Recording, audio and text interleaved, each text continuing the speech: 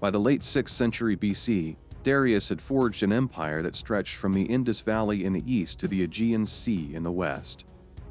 But trouble loomed on the empire's western borders. Greek city-states in Asia Minor such as Miletus revolted against Persian rule in 499 BCE, a conflict known as the Ionian Revolt. These uprisings were fueled by the desire for independence, and they gained support from mainland Greece, particularly Athens and Eretria.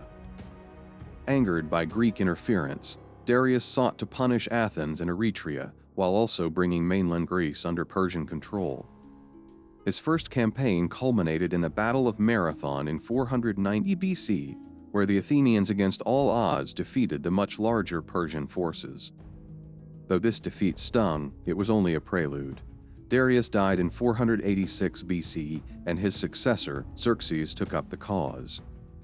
Xerxes launched a second invasion of Greece in 480 BC, assembling one of the largest armies of the ancient world. Contemporary accounts, though often exaggerated, claim his forces numbered over 1 million men. Modern estimates suggest around 200,000, a staggering number nonetheless. Faced with this existential threat, the Greek city-states united. Sparta, with its fearsome warrior culture, took the lead in military preparations. It was at this critical moment that Leonidas, King of Sparta, emerged as a key leader. Leonidas was born around 540 BC to King Anaxandridas II, one of Sparta's 2 kings during the late 6th century BCE. Sparta followed a unique dual monarchy system with 2 royal families, the Aegeads and the Eurypontids, sharing power. Anaxandridas hailed from the Aegead dynasty, believed to trace its lineage back to Heracles himself. Anaxandridas was known for his pragmatic and somewhat unconventional decisions. He initially had no children with his first wife, which concerned the Spartan elders. In a rare exception to Spartan customs, Anaxandridas was allowed to take a second wife without divorcing the first. This decision led to the birth of his children, including Leonidas. His mother's identity is less clear, but ancient sources suggest she was either Anaxandridas' first or second wife. Regardless, Leonidas' lineage positioned him firmly within Sparta's warrior elite. Leonidas' journey began like every Spartan boy's, with a test of worthiness. Spartan society placed immense importance on physical strength and resilience. When Leonidas was born, he would have been presented to the ephors, the Spartan magistrates, for inspection. If a newborn was deemed healthy and strong, they were allowed to live and begin their journey within Sparta's strict training system. However, if the baby was found weak or unfit, they faced the harsh practice of abandonment. Around the age of 7, Leonidas entered the Agoge, Sparta's rigorous state-run education and training system. Leonidas, despite his royal blood, was treated no differently. Spartan law demanded equality in training, ensuring that even kings were warriors first and rulers second. Leonidas excelled in this environment. His experiences in the Agoge laid the foundation for the leadership and bravery he would later display on the battlefield. When Cleomenes, his elder half-brother, died under mysterious circumstances around 490 BC, Leonidas ascended to the throne, marrying Gorgo, Cleomenes' daughter, and uniting the Spartan royal line. Around the same time that Leonidas was growing into his role as king, the Persian Empire was preparing to expand its influence over Greece. In 491 BC, as part of their preparations for a second invasion, the Persian king Darius sent envoys to Greek city-states with a simple demand: earth and water, symbols of submission to Persian rule. Some city-states, wary of Persian power, complied. Others, like Athens and Sparta, flatly refused. In Sparta, the Persian envoys were treated with outright hostility.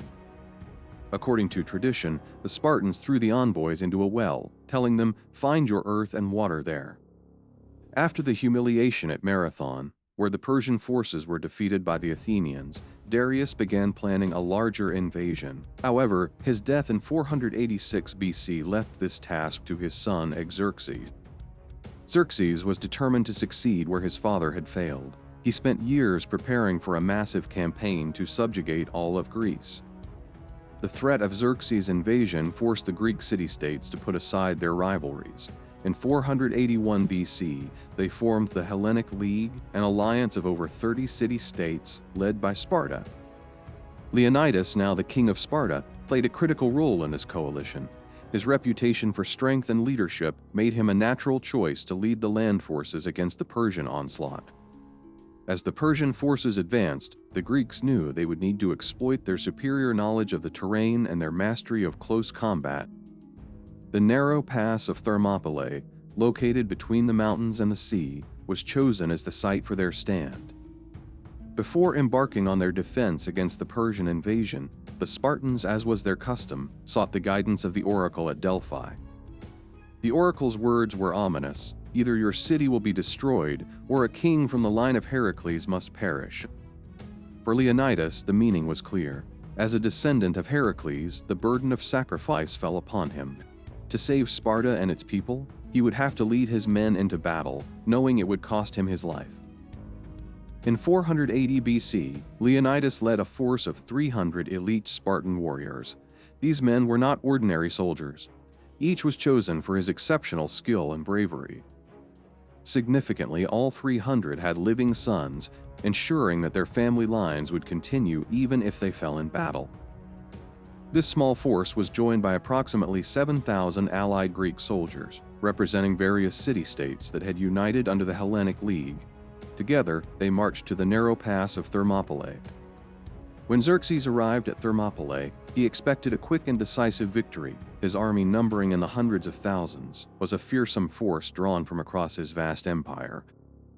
For 2 days, the Greeks held their ground. The Spartan-led phalanx, with its tightly packed rows of shields and spears, proved nearly impenetrable.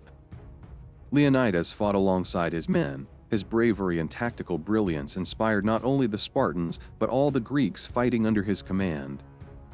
However, the Greeks' position at Thermopylae was betrayed. A local named Ephialtes revealed a secret mountain path that allowed the Persians to flank the Greek forces. When Leonidas learned of this treachery, he knew the battle was lost. Facing inevitable defeat, he made a fateful decision. Leonidas dismissed the majority of the Greek forces, ordering them to retreat and prepare for future battles. He chose to remain with his 300 Spartans, along with 700 Thespians and 400 Thebans, to make a final stand. Leonidas fell in battle, his body surrounded by his loyal warriors. Even in death, the Spartans refused to surrender, fighting until every last man was slain. The victory at Thermopylae, though a loss for the Greeks, delayed Xerxes' advance and gave them time to regroup. Soon after, at the Battle of Salamis, the Greek navy under Themistocles crushed the Persian fleet in the narrow straits. This forced Persians to retreat, leaving a portion of his army behind. In 479 BC, the remaining Persian forces were decisively defeated by the Greeks at the Battle of Plataea, ending the Persian invasion and securing Greek independence.